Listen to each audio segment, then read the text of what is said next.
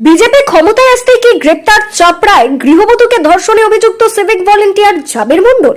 সেই জল্পনায় উস্কে দিলেন কৃষ্ণনগর উত্তরের বিজেপি মুখপাত্র সন্দীপ মজুমদার। গত বুধবার রাতে চাপড়া থানার পুলিশ গৃহবধূকে ধর্ষণের অভিযোগে জাবের মণ্ডলকে গ্রেপ্তার করে। বৃহস্পতিবার তাকে কৃষ্ণনগর জেলা আদালতে তোলা হলে বিচারক 14 দিনের জেল হেফাজতের নির্দেশ দিয়েছেন।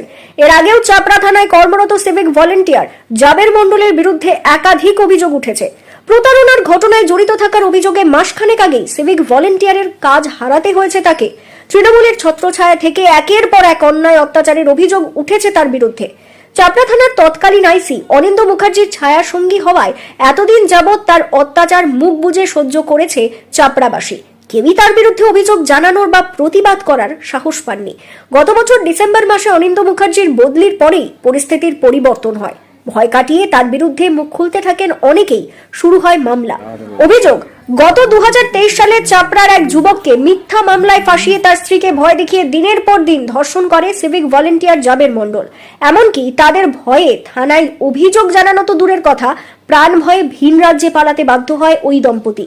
মাসখানেক আগে চাপড়া থানার তৎকালীন আইসির বদলি ও জাবের মণ্ডলের বিরুদ্ধে মামলার খবর পেয়ে ফিরে আসেন তারা। এরপর পুলিশকে অভিযোগ জানানোর পরেও কোনো ব্যবস্থা নেওয়া হয়নি। বাধ্য হয়ে আদালতের দ্বারস্থ হন ওই গৃহবধূ। অবশেষে আদালতের নির্দেশে মামলা শুরু করে পুলিশ।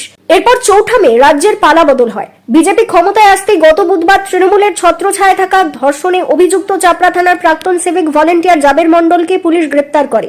এ বিষয়ে নদিয়া উত্তরে বিজেপি মুখপাত্র সন্দীপ মজুমদারের স্পষ্ট হুঁশিয়ারি, কোনো অন্যায় বরদাস্ত করা হবে না। এরপর কি অভিযুক্ত জাবের মণ্ডলকে উপযুক্ত শাস্তি দিতে তৎপর হবে চাপড়া থানার পুলিশ? ন্যায় বিচার পাবেন ওই নির্যাতিত গৃহবধূ? নজর রাখছি আমরা, নজর রাখছেন চাপড়াবাসী। ব্যুরো রিপোর্ট, জি নিউজ বাংলা। আমরা জানতে পারলাম যে চাপড়াতে একজন তৃণমূল কর্মী, যিনি তৃণমূলের দৌড়তে চাপড়া থানায় যিনি সিভিক ভলেন্টিয়ার্সের কাজ করতেন, তিনি ওই এলাকার একজন মায়ের সাথে, একজন বোনের সাথে দীর্ঘদিন ধরে তার উপর শারীরিকভাবে অত্যাচার করে গেছে। ভয়ে তিনি এতদিন অভিযোগ জানাতে পারেননি।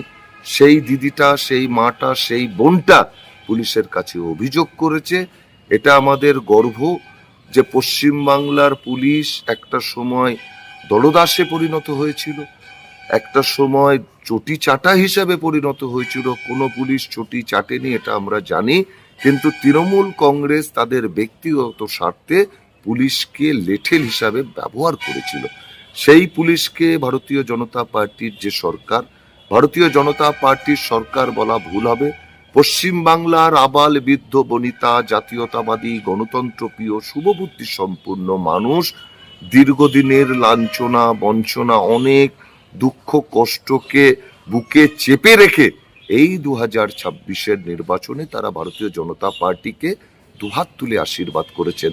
সেই জনতা সরকারের আমলে যারা প্রিভিয়াস ক্রিমিনাল অ্যাক্টিভিটিসের সাথে যুক্ত ছিল তারা কেউই রেহাই পাবে না। আমরা জানতে পারলাম যে চাপড়ায় যে সিভিক তৃণমূল কংগ্রেসের যিনি সদস্য, চাপড়া একজন সিভিক, তাকে গ্রেফতার করা হয়েছে। আমরা ওই থানার ভারপ্রাপ্ত যিনি আধিকারিক আছেন তাকে বলবো এবং নদিয়া জেলার এসপিকে বলবো যে তার বিরুদ্ধে কড়া ব্যবস্থা নিতে, এবং আগামী দিন এটা একদম স্পষ্টভাবে আমরা বলছি যে ভয় আউট, ভরসা ইন।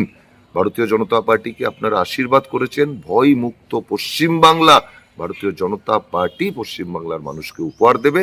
যদি এরকম কোনো ঘটনা থাকে আপনারা চেপে যাবেন না, ভয় পাবেন না, আপনারা লোকাল থানায় আপনারা অভিযোগ করুন, প্রয়োজনে ভারতীয় জনতা পার্টিকে অভিযোগ করুন। ভারতীয় জনতা পার্টি চৌকিদারের ভূমিকা পালন করছে, আপনাদের পাশে অতীতে ছিল, আজকেও আছে এবং আগামী দিনেও ভারতীয় জনতা পার্টি পশ্চিমবাংলার বাসী, নদিয়াবাসী, চাপড়াবাসী, কৃষ্ণনগরবাসীর পাশে ভারতীয় জনতা পার্টি সর্বতভাবে থাকবে।